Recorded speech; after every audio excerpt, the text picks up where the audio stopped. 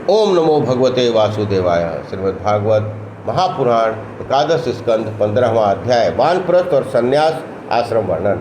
श्री कृष्ण जी कहने लगे, हे उद्धव जी, जिसे वानप्रस्थ आश्रम में रहने की इच्छा हो वह अपनी स्त्री की रक्षा बेटे को सौंपकर या साथ लेकर 75 वर्ष की आयु पूरी होने तक शांतिपूर्ण वन में निवास करे, और जब इंद्रियां क्षीण होने लगे तो संन्यास ले लेवे। वह वन में रहने वाला वानप्रस्थ आश्रम में गया हुआ पुरुष वन में कंद मूल फल पर ही अपना गुजारा करे।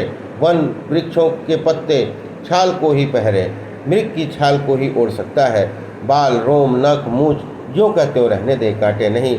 दातुन करे, 3 बार ठंडे जल से स्नान करें और भूमि पर सोएं। गर्मी में पंचाग्नि तापे, वर्षा की धार शरीर पर सहे, सर्दी में कंठ भर जल में खड़ा रहे। इस प्रकार तीनों ऋतुओं में तप करे। अपने खाने की वस्तु कंद मूल फल आप ही वन में जाकर ले आवे। दूसरे से मंगाया हुआ ग्रहण न करे। न प्रभात एवं सायंकाल और न सायंकाल का प्रभाव में ही व्यवहार करें और न संग्रह करके रखें। इस प्रकार वन के पदार्थों से ही वानप्रस्थ आश्रम यज्ञ आदि से मेरा पूजन करें और शेष सब कर्म गृहस्थों के कर्मानुसार होकर करें। इस प्रकार के व्रत से मरने तक उसका शरीर सूख जाता है तथा मेरी दया से उसे स्वर्ग मिलता है, और यदि वह मेरी भक्ति किए हो तो फिर मुक्त हो जाता है। जो मरने तक इस आश्रम में रहकर मेरा ध्यान करता है वो मुक्त हो जाता है। यदि आयु का अंत भाग में उसे कुछ वैराग्य हो तो वह संन्यास आश्रम में जा सकता है। यदि बुढ़ापे में हाथ पैर कांपने लगे तो और उसे वानप्रस्थ के नियम न पालन हो सके और न संन्यास आश्रम में ही जाने की शक्ति हो तो मुझ में ही मन लगाकर अग्नि में प्रवेश कर जाए, और यदि भक्त हो तो वानप्रस्थ में रहने से ही संन्यास ले ले। ब्रह्मा से संन्यास लेते ही मेरा स्थान लांघकर ब्रह्म में मिलेगा।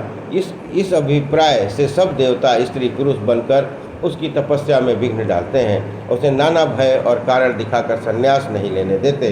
तब जो उनकी एक न सुनकर संन्यास लेता है वो पक्का सन्यासी है। सन्यासी को कपड़ा पहनने की आवश्यकता ही नहीं, अगर पहने भी तो केवल गुप्त भाग को ही ढके, केवल दंड और कमंडल को ही धारण करे और बिना आपत्ति काल आए फिर उन त्यागी हुई वस्तुओं का ग्रहण न करे। सत्य और पवित्र वाणी बोले, शुद्ध विचार रखे, मौन व्रत करना, वाणी को दंड देना, कामना वाले कर्म को न करना, शरीर को दंड देना है। प्राणायाम में स्थिरता चित्त को दंड देता है। वह 3 दंड न हो तो सन्यासी भी कहा जा सकता है। सन्यासी सिवाय उत्तम ब्राह्मणों के और किसी के घर का भिक्षा न ग्रहण करे। 7 घरों से मांगे, जो मिले उसी से संतुष्ट होकर और जीवों का भाग लगाकर, यदि उसी समय कोई अतिथि अभ्यागत वहाँ पहुँच जाए तो उसमें भी कुछ उसे देकर बाकी आप खाए। सन्यासी मननशील रहे, किसी का संग न करे, इंद्रियों को वश में रखे, अपने ही में क्रीड़ा और अपने ही संतोष और अपने ही धीरता आदि धारण कर सबको बराबर एक समान देखता हुआ धरती पर अकेला भ्रमण करे। निर्जन और निर्भय स्थान में बैठकर मन शुद्धि करे और मुझ ईश्वर में अभेद भाव रखकर अपनी ही आत्मा का ध्यान करे। इस प्रकार यह अध्याय संपन्न हुआ। बोलिए कृष्ण भगवान की जय।